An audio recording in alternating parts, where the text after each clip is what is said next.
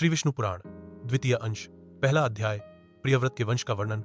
नमस्कार सनातन प्रेमियों, आपका स्वागत है विष्णु पुराण की दिव्य कथाओं में। आज हम आरंभ कर रहे हैं द्वितीय अंश का प्रथम अध्याय, जिसमें वर्णन है स्वयंभुव मनु के पुत्र प्रियव्रत के वंश का। आइए आरंभ करते हैं एक अत्यंत रोचक और ज्ञानवर्धक अध्याय से। श्री मैत्रेय जी बोले, हे परम ज्ञानी गुरुदेव, आपने सृष्टि की उत्पत्ति और प्रथम अंश का विस्तार पूर्वक वर्णन किया, किंतु एक जिज्ञासा शेष है। आपने स्वयंभुव मनु के पुत्र उत्तानपाद और उनके पुत्र ध्रुव का तो उल्लेख किया, परंतु प्रियव्रत की संतान का कोई विवरण नहीं दिया।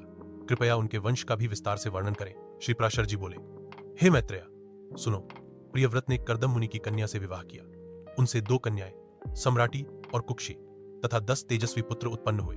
उनके पुत्रों के नाम थे अग्निध्र, अग्निबाहु, वपुष्मान, द्युतिमान, मेधा, मेधातिथे, भव्य, सवन, पुत्र और 10वां था द्योतिष्मान। इनमें से मेधा, अग्निबाहु और पुत्र ये तीनों अत्यंत तपस्वी, योगनिष्ठ और पूर्व जन्म के ज्ञान से युक्त थे। वे संसारिक सुखों से विरक्त होकर धर्म और सत्य के पथ पर अग्रसर हुए।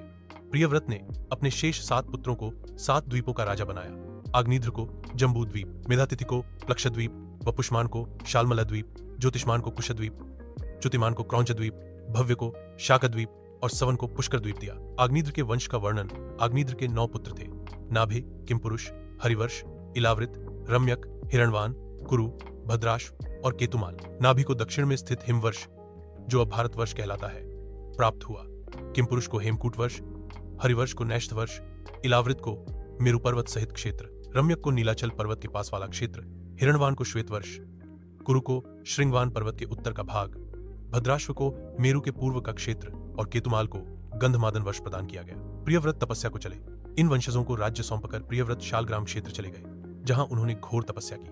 नाभि से शब और भरत नाभि की पत्नी मेरु देवी से तेजस्वी शब नामक पुत्र उत्पन्न हुए। शब से भरत का जन्म हुआ, जिनके नाम से भारतवर्ष प्रसिद्ध हुआ। शबदेव ने भरत को राज्य सौंप तपस्या के लिए पुल्हाश्रम को गमन किया। वहां उन्होंने नग्नावस्था में कठोर तप कर शरीर का त्याग किया। भरत का उत्तराधिकार। भरत के पुत्र सुमति, सुमति से इंद्रद्युम्न, फिर परमेष्ठी, फिर प्रतिहार, फिर प्रतिहर्ता, फिर भव, फिर उद्गीत, फिर प्रस्ताव, फिर पृथु, फिर नक्त, फिर गया, गय से नर, नर से विराट, फिर महावीर्य, धीमान, महांत, मनस्यु, त्वष्टा, विरज और अंत में रज का जन्म हुआ। शतजित वंश और भारत का विस्तार। रज के पुत्र शतजित के 100 पुत्र हुए।